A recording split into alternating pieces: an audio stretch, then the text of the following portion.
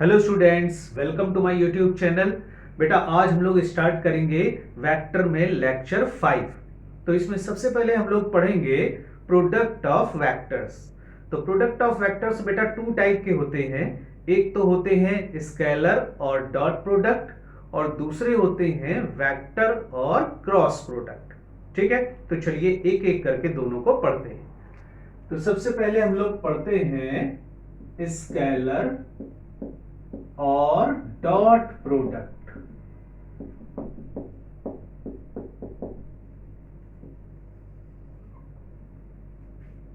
ठीक, देखिए सपोज कर लीजिए ये है वेक्टर ए और ये कोई है वेक्टर बी और इन दोनों वेक्टर के बीच में है एंगल थीटा का। तो इन दोनों का जब हम डॉट प्रोडक्ट करेंगे तो उसको ऐसे लिखते हैं vector A dot vector B और ये वैल्यू इक्वल टू होती है A B cos theta. Vector A dot vector B is equal to A B cos theta. ठीक, ये एक स्केलर क्वांटिटी है, इट इज ए स्केलर। कैसे? राइट हैंड साइड में देखिए ये वेक्टर ए का मैग्नीट्यूड है और बी भी वेक्टर बी का मैग्नीट्यूड है और cos थीटा इनके बीच के एंगल की वैल्यू, तो ये भी एक मैग्नीट्यूड मिलेगा। तो राइट हैंड साइड में जितनी भी क्वांटिटी है सब एक मैग्नीट्यूड के इक्वल होगी। तो हम कह सकते हैं कि ये डॉट प्रोडक्ट एक स्केलर क्वांटिटी के इक्वल होगा। ठीक है, अब देखिए if theta equal to 0 degree, अगर मान लीजिए इन दोनों वेक्टर के बीच में एंगल 0 डिग्री है, मतलब दोनों वेक्टर एक दूसरे के पैरेलल हैं, ऐसी कंडीशन है अगर, ठीक है, तो इस कंडीशन में इनका जो डॉट प्रोडक्ट होगा vector A dot vector B की वैल्यू देखिए क्या होगी। cos थीटा cos 0 रखेंगे उसकी वैल्यू 1 होती है तो ये ए बी के इक्वल आ जाएगा। ये कहलाती है parallel condition. If theta is equal to 180 degree तो फिर यही दोनों वेक्टर एक दूसरे के एंटी पैरेलल होंगे, एक वेक्टर उधर एक वेक्टर इधर। ठीक, इस कंडीशन में इनका डॉट प्रोडक्ट होगा vector A dot vector B is equal to theta की वैल्यू 180 रखेंगे तो cos 180 होता है -1, तो ये वैल्यू आ जाएगी माइनस ए बी के इक्वल। इसको कहेंगे एंटी पैरेलल कंडीशन। ठीक, ये एंटी पैरेलल कंडीशन होगी। फिर उसके बाद third condition theta equal to 90 degree. 90 degree में ये दोनों वेक्टर एक दूसरे के परपेंडिकुलर होंगे। इस कंडीशन में इनका जो डॉट प्रोडक्ट मिलता है उसकी वैल्यू आ जाती है, थीटा की वैल्यू 90 पुटअप करेंगे यहां पर तो cos 90 हो जाएगा 0, तो राइट हैंड टर्म 0 के इक्वल हो जाएगा। तो vector A dot vector B की वैल्यू 0 के इक्वल हो जाएगी और ये कहलाती है परपेंडिकुलर कंडीशन।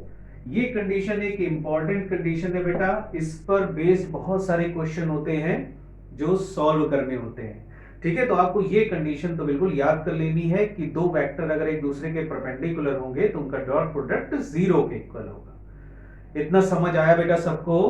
ओके ओके बेटा, आगे बढ़ते हैं।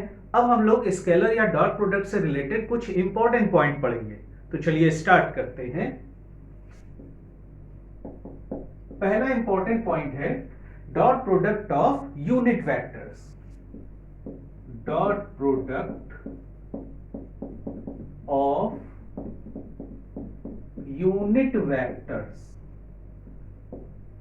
यूनिट वेक्टर्स का डॉट प्रोडक्ट क्या होता है? यूनिट वेक्टर्स जैसे वेक्टर आई डॉट वेक्टर आई। ठीक, इनका डॉट प्रोडक्ट करेंगे तो देखो आई का मैग्नीट्यूड 1 होता है। ठीक, यहां पर भी मैग्नीट्यूड 1 आ जाएगा और इनटू cos ऑफ थीटा, तो इनके बीच का एंगल होगा 0, तो cos 0 की वैल्यू 1, तो ये वैल्यू 1 के इक्वल आ जाएगी। इसी तरीके से अगर हम j डॉट j करेंगे तो वो भी 1 आ जाएगा।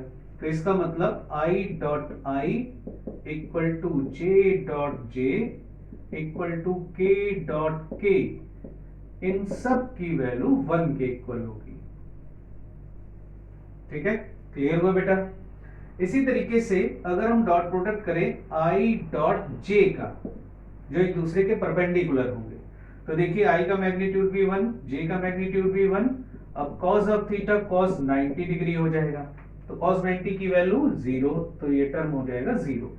मतलब परपेंडिकुलर यूनिट वेक्टर्स का डॉट प्रोडक्ट 0 के इक्वल आएगा। तो जैसे i डॉट j 0 के इक्वल आ रहा है, वैसे ही j डॉट k की वैल्यू भी 0 के इक्वल हो जाएगी, है ना। k डॉट i की वैल्यू भी 0 के इक्वल आ जाएगी। तो इसका मतलब i dot j equal to j dot k equal to k dot i के वैल्यू 0 के इक्वल होगी। परपेंडिकुलर यूनिट वेक्टर्स का डॉट प्रोडक्ट 0 के इक्वल होगा, और सेम डायरेक्शन में जो यूनिट वेक्टर होंगे उनका डॉट प्रोडक्ट 1 के इक्वल होगा। क्लियर हुआ बेटा सबको? सेकेंड पॉइंट पर आते हैं। Dot products of vectors in component form.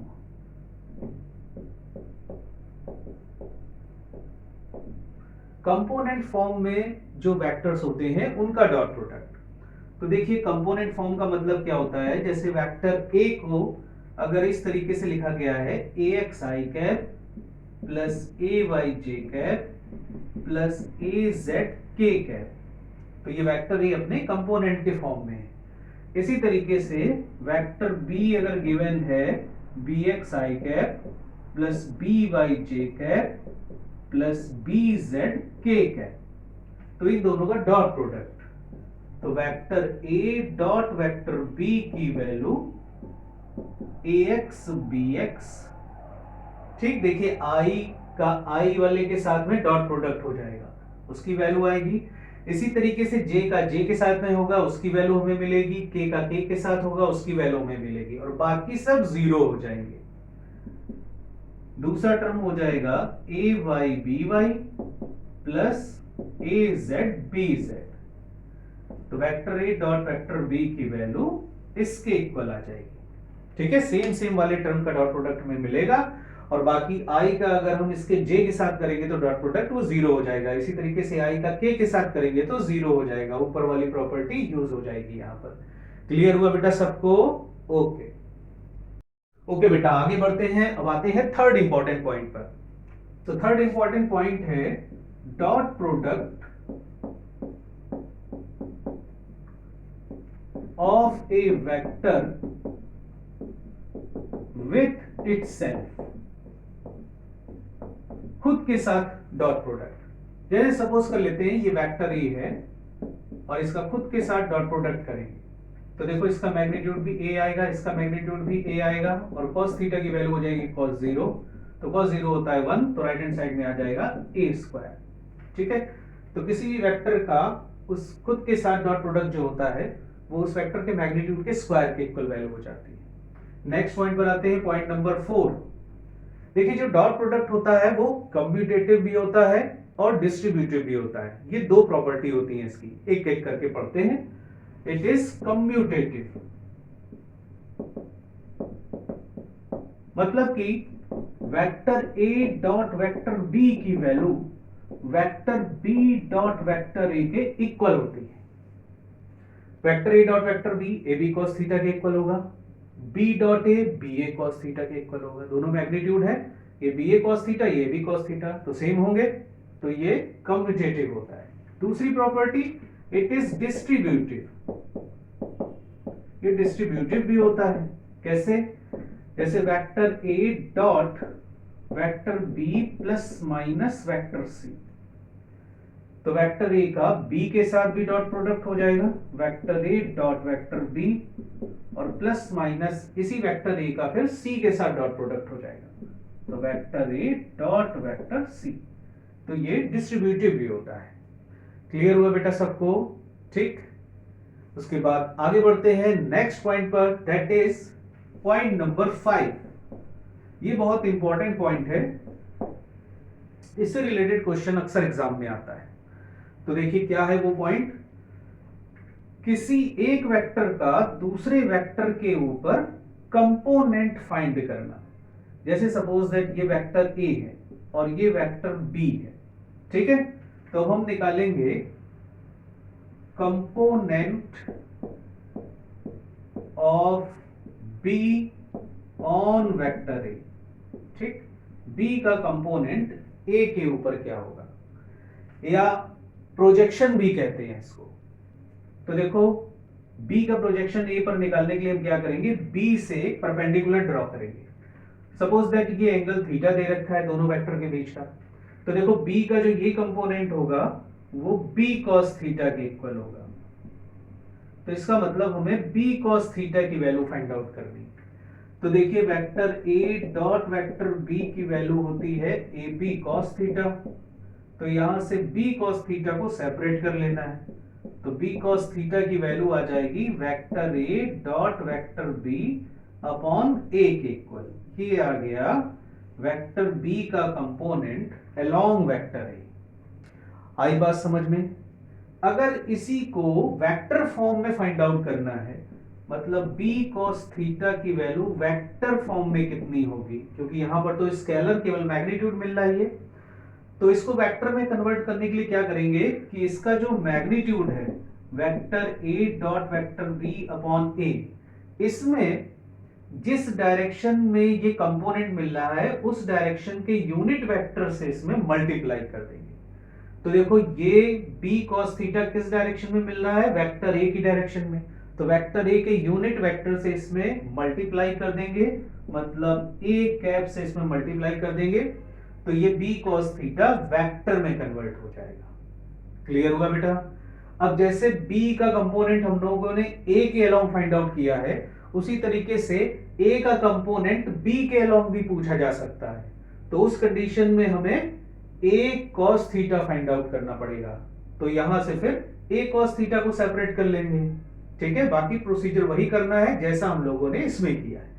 ये क्लियर हुआ बेटा सबको? ओके ओके बेटा, आगे बढ़ते हैं। अब देखिए डॉट प्रोडक्ट से रिलेटेड कुछ क्वेश्चंस हैं, उनको हम लोग सॉल्व करेंगे।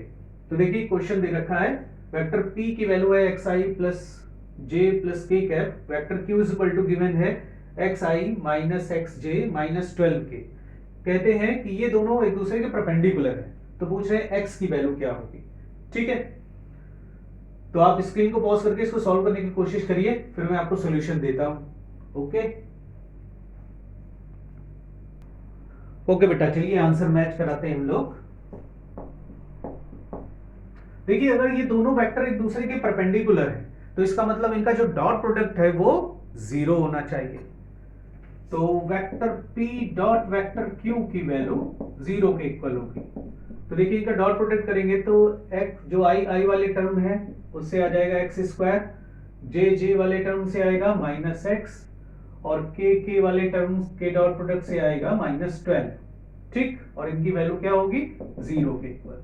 तो यहां से हम x फाइंड आउट करेंगे। तो देखिए क्वाड्रेटिक इक्वेशन आ रही है, तो x की वैल्यू होगी माइनस b, तो प्लस 1 हो जाएगा, plus minus under root b square मतलब 1 का स्क्वायर माइनस 4, a की वैल्यू है 1, c की वैल्यू है माइनस 12, तो यहाँ प्लस हो जाएगा और इंटू 12 और अपॉन 2a, a की वैल्यू है 1। तो देखिए बन जाएगा 1 प्लस माइनस अंडर रूट 49 आ जाएगा ये अपॉन 2, तो ये बन जाएगा 1 प्लस माइनस 7/2। तो यहां से देखिए एक वैल्यू आ जाएगी 8/2 और एक वैल्यू निकल के आएगी माइनस 6/2। तो ये आ जाएगा 4 और माइनस 3। तो x की दो वैल्यूज हमें मिल जाएंगी 4 एंड माइनस 3। ये क्लियर हुआ बेटा सबको? ओके ओके बेटा, नेक्स्ट क्वेश्चन पर आते हैं। देखो दिया है कि vector a dot vector b की वैल्यू ab/2 के इक्वल है। तो पूछ रहे हैं then find the resultant of vector a and vector b। ठीक है, स्क्रीन को पॉज करके सॉल्व करने की कोशिश करिए। ओके बेटा, चलिए सॉल्व करते हैं। देखो vector a dot vector b इक्वल टू ab/2 दिया है, तो पूछे then find the resultant of vector a and vector b, मतलब a और b का रिजल्टेंट फाइंड आउट करना, मतलब हमको r फाइंड आउट करना है इनका। ठीक है, addition of a and b find out करना है। तो r की वैल्यू क्या होगी, तो उसके लिए क्या करिए, पहले ये देखिए जो डॉट प्रोडक्ट हमें दे रखा है vector a dot vector b is equal to ab/2। इसको देखो ऐसे लिख सकते हैं, vector a dot vector b की वैल्यू हो जाएगी ab cos थीटा और ये वैल्यू गिवन है ab/2। तो देखो ab से ab कैंसिल, यहां से cos थीटा की वैल्यू आ गई 1/2 और cos थीटा की वैल्यू 1/2 अगर होगी तो थीटा की वैल्यू कितनी होगी 60 डिग्री, क्योंकि cos 60 की वैल्यू 1/2 होती है। तो एंगल हमको पता लग गया कि ए और बी के बीच में कितना होगा, और जैसे ये एंगल आ गया तो रिजल्टेंट आर इक्वल टू होगा under root of A square plus B square plus 2ab cos theta. तो देखो ये वैल्यू आ जाएगी under root of A square plus B square plus 2ab cos theta हो जाएगा cos 60, और cos 60 की वैल्यू होती है 1/2, तो ये आ जाएगा under root A square plus B square plus 2ab into 1/2, 2 से 2 कैंसिल, तो फाइनल आंसर बनेगा under root of A square plus B square plus ab। ठीक, ये रिजल्टेंट की वैल्यू होगी। क्लियर हुआ बेटा सबको? ओके, नेक्स्ट क्वेश्चन पर आते हैं। देखो गिवन है vector a is equal to 3i plus 4j and vector b is equal to i plus j। तो पूछा है find the component of vector a along vector b। ठीक है, स्क्रीन को पॉज करके सॉल्व करिए। ओके बेटा, आपने सॉल्व कर लिया होगा। चलिए स्टार्ट करते हैं इसका सॉल्यूशन। देखिए दो वेक्टर हैं, सपोज कर लेते हैं ये है वेक्टर a और ये है वेक्टर b, और इनके बीच का एंगल है ये थीटा। तो हमें निकालना है component of vector a along vector b, a का कंपोनेंट b के अलोंग। तो ये परपेंडिकुलर ड्रॉ कर दिया यहां से, तो इसका कंपोनेंट इधर बनेगा a cos थीटा।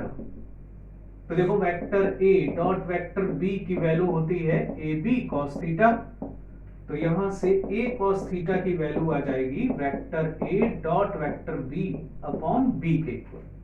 तो देखो दोनों का डॉट प्रोडक्ट करते हैं, तो डॉट प्रोडक्ट जब हम करेंगे तो i वाले टर्म का हो जाएगा तो 3 आ जाएगा, फिर प्लस j वाले टर्म का तो 4 आ गया, और अपॉन b का मैग्नीट्यूड अंडर रूट ऑफ 1 का स्क्वायर प्लस 1 का स्क्वायर, तो ये आ जाएगा 7/√2। ठीक है, ये आ गई a cos थीटा की वैल्यू, कंपोनेंट ये निकल आया।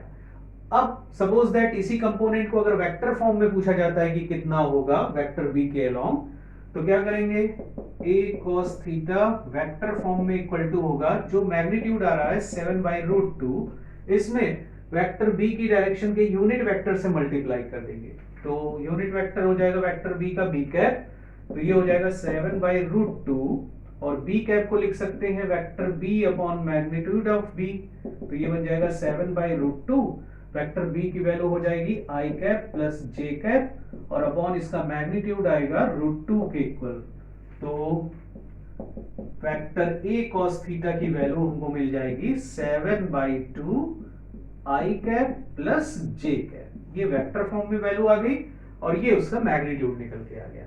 ठीक है, क्लियर हुआ बेटा सबको? ओके, क्वेश्चन पर आते हैं। देखिए दिया है calculate the angle between vector a and vector b, इन दोनों के बीच का एंगल निकालना है। ठीक है, स्क्रीन को पॉज करके सॉल्व करने की कोशिश करिए। ओके बेटा, सॉल्व कर लिया होगा आपने। चलिए इसका सॉल्यूशन देखते हैं। देखो जब भी आपसे पूछा जाए कि किन्हीं भी दो वेक्टर के बीच का एंगल कितना होगा और वेक्टर गिवन हो, तो हमेशा उनका डॉट प्रोडक्ट कीजिए, उसी से ही एंगल बड़ी आसानी से निकल आता है। तो देखिए vector a dot vector b is equal to आ जाएगा ab cos थीटा, बस यहां से हमें cos थीटा निकालना है। cos थीटा की वैल्यू हो जाएगी vector a dot vector b upon ab के इक्वल। ठीक है, लेकिन इनका जो डॉट प्रोडक्ट होगा i का i के साथ कर दो तो 2 आ गया, j का j के साथ कर दो तो प्लस का 1 आ गया, k का k के साथ कर दो तो माइनस का 3 आ गया, और अपॉन a का मैग्नीट्यूड और b का मैग्नीट्यूड। लेकिन यहाँ पर ऊपर देखिए ये 2 + 1 3 और ये माइनस का 3, तो ऊपर वैल्यू 0 बन रही है, तो a और b के मैग्नीट्यूड लिखने की जरूरत ही नहीं, ये वाला जो टर्म है वो 0 के इक्वल हो जाएगा। तो इसका मतलब cos थीटा की वैल्यू जो है वो 0 के इक्वल आ रही है, तो इसका मीनिंग ये है कि थीटा की वैल्यू 90 डिग्री के इक्वल होगी। ठीक है, क्लियर हुआ बेटा ये सबको? ओके।